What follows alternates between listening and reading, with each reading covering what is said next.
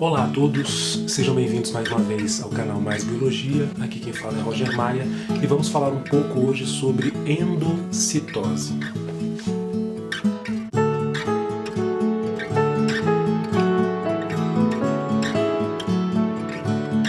Antes de começar esse assunto, é interessante vocês saberem o que é uma membrana plasmática, do que ela é feita.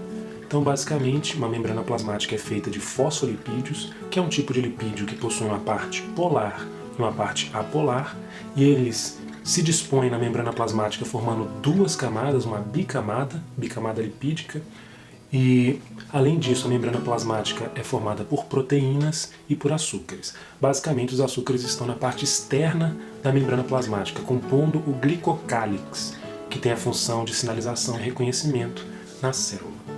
Vale a pena também saber que a membrana plasmática tem várias funções na célula, dentre elas a proteção da célula, a delimitação da célula e o controle no transporte de substâncias através da membrana.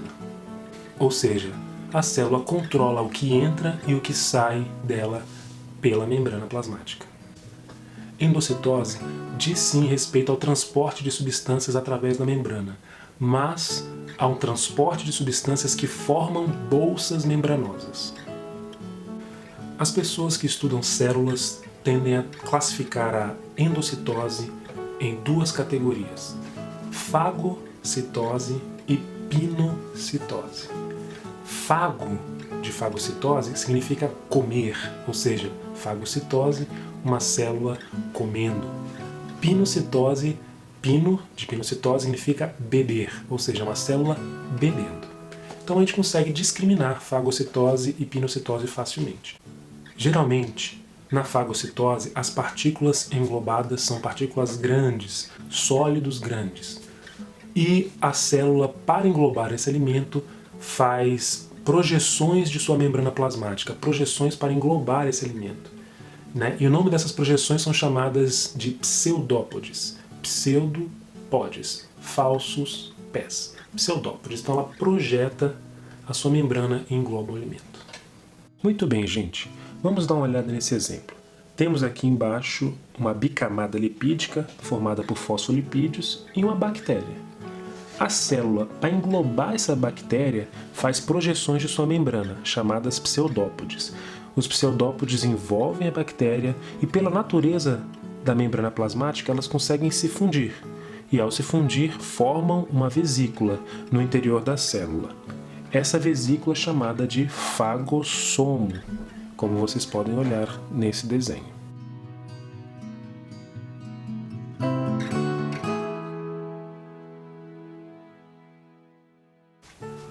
A pinocitose, por sua vez, envolve o englobamento de partículas muito pequenas ou líquidos.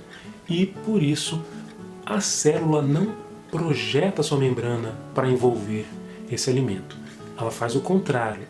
Ela cria uma espécie de canal onde o alimento desce e é englobado. Veja agora o exemplo da pinocitose. Temos aí a membrana plasmática, uma bicamada lipídica e partículas acima dela. A membrana faz um ducto e esse ducto captura essas partículas, esse líquido. E como a gente já falei, a membrana tem a capacidade de fundir uma com a outra, fazendo uma vesícula.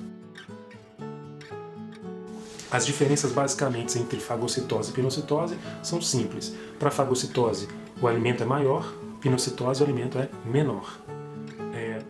Para fagocitose, são alimentos sólidos, bactérias, corpos grandes, enquanto que para a pinocitose são corpos menores, geralmente líquidos ou solutos, ou partículas pequenas. Além disso, na fagocitose ocorre a formação de pseudópodes, falsos pés, que englobam o alimento, enquanto que na pinocitose isso não acontece. Em vez disso, a membrana cria uma espécie de ducto, de canal, que envolve o alimento, mas sem projetá-lo. Na verdade, ela traz para dentro. Algumas pessoas chamam até de invaginação, uma espécie de invaginação. Por fim, uma vesícula é formada nos dois processos. Na fagocitose, a vesícula que é formada se desprendendo da membrana é chamada de fagossomo, enquanto que na pinocitose, a vesícula que é desprendida da membrana é chamada de pinossomo. Fagossomo significa o quê? Somo, corpo, fago, comer, ou seja, o corpo que foi englobado, o corpo que foi comido, enquanto que na pinocitose o nome dado a essa vesícula é pinossomo. Pinossomo, pino beber, somo corpo, é o corpo que foi bebido. Muito bem, e o que acontece com essas membranas? Tanto o fagossomo quanto o pinossomo serão digeridos por meio de vesículas que são produzidas no interior da célula, chamada de lisossomos. Os lisossomos se associam a essas vesículas formadas, seja fagossomo ou pinossomo, e as enzimas que estão dentro do lisossomo digerem o material que foi fagocitado ou pinocitado. Por fim, esse alimento digerido pode ser reaproveitado na célula e o que é excedente, o que não é de interesse da célula, é liberado para o ambiente externo, num processo chamado de exocitose. Várias células fazem fagocitose normalmente. Exemplos, a ameba, que é uma célula de vida livre, né, ou que pode causar doenças, e esse organismo, a ameba, faz fagocitose para se alimentar, né, mas também projeta os seus pseudópodes para se locomover no ambiente. Existem também células no nosso corpo, chamadas de macrófagos, que também projetam esses falsos pés para limpar o nosso interior. Então eles fazem fagocitose de corpos estranhos que estão dentro de nós. Uma bactéria, algum resíduo de algum material que ela reconhece como nocivo. Então ela vai fazendo essa limpeza para a gente. Muito simples, né, gente? Então vamos diferenciar rapidamente os dois tipos de endocitose.